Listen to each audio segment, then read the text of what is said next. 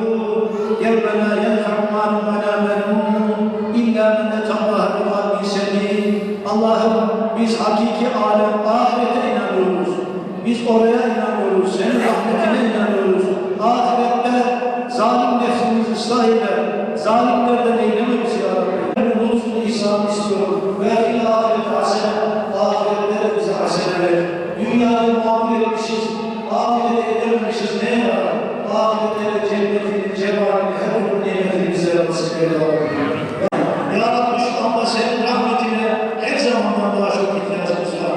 Senin merhametine her zamandan daha çok ihtiyacımız var. Okunan hatmi şeriflerin yüzüsü hürmetine bize merhamet eyle ya Rabbi. Kardeşlerimiz bizlere hatmi şeriflerini emanet ettiler. Türkiye'nin her bir tarafından binlerce hatim okundu ya Rabbi.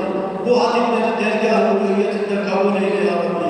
Bunlardan hasılan sebep bütün şehitlerimizin ruhuna hediye ediyoruz. Vasıfını ya Rabbi. Kul aleyke ya Habiballah. Es-salatu ve-selamu aleyke ya seyyidel evveli vel-ahiri ve selamun aleyke.